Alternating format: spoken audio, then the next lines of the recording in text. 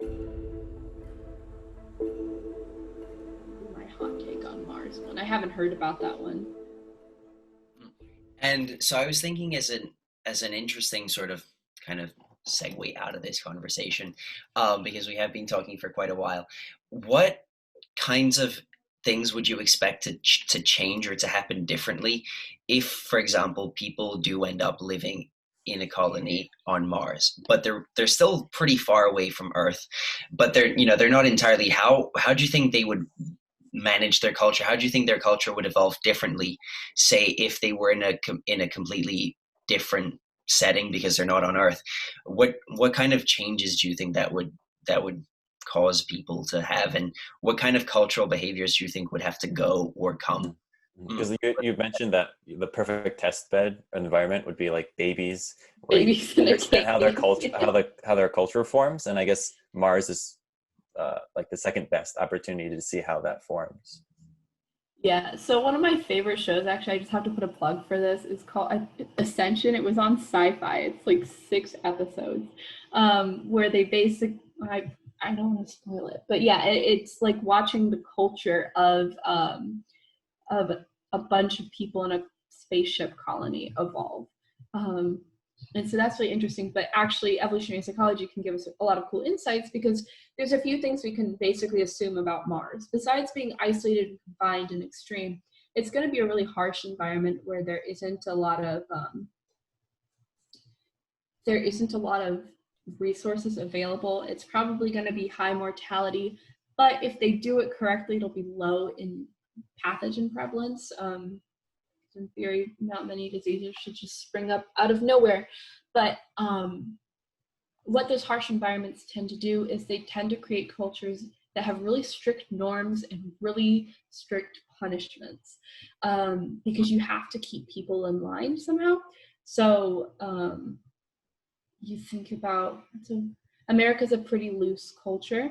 So if you But the break the Wild rules, West, in movies at least, wasn't. The judge was pretty quick-handed, and the hangman was too. exactly. Justice is dealt swiftly and it's dealt pretty harshly, because you can't go running around all crazy because we're the only people out here.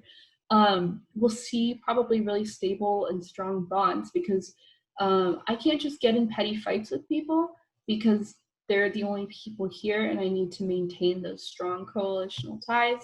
Mm. What else do we see in harsh environments?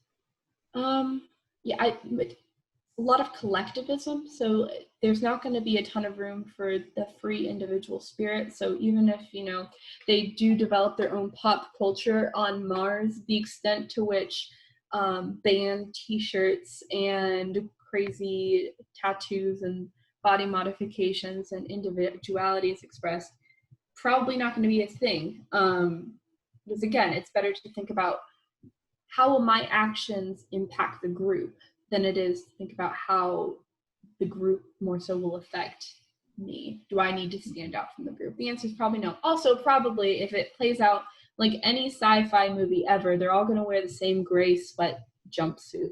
It would be interesting because it would kind of be a unique, fresh start for humans, because everything that we do now feels tainted by the past.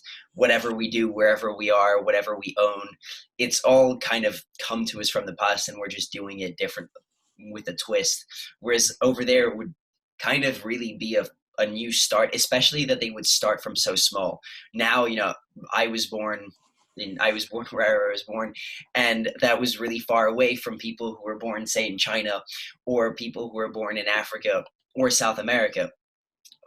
Whereas if everyone is born in the same bubble, that would definitely just a crazy kind of thing, because they would have no one, I guess, culturally different to interact with. They would all be interacting with their own, which is kind of like what humans used to be doing before we discovered how to travel quickly. And I mean, from there you can infer that maybe there will be like this intense Earth Mars rivalry, because they won't interact with one another as much. Maybe we'll get some cool BBC documentary on like what life is like on Mars, and then we'll be like, wow, how exotic. But Or you You can know, imagine we're a Skylab 4 mission like playing out on Mars, where they cut off communication with Earth because they're sick of Houston telling them what to do all day. yeah. Eventually, they're going to develop their own autonomy. When that's going to happen, I have no idea. I have no predictions. It seems like it keeps getting pushed back. Yeah. But NASA, if you're listening, I would love to be a part of any selection crew. I have no real qualifications yet, but I have But the one day. passion. Yeah, one day, hopefully. Yeah, if everything keeps going well, that would be cool. Awesome. Well, thank you so much for talking to us. Yeah, thank you, Alex. That was awesome. The opportunity to nerd out. I love this stuff. I wish I got to spend more of my day on it, so this is nice. Hey everyone, thank you for listening to this podcast episode. This is Michael. This is Sam. This is Tommy. And this is Joe. If you're listening to this on YouTube, make sure to like, subscribe, and share with your friends. And if you're listening on Apple Podcasts or Spotify, make sure to leave a review. All of the show notes can be found either in the description below or on our website. Thank you again for listening, and we'll see you next week with more Everything Astronomy.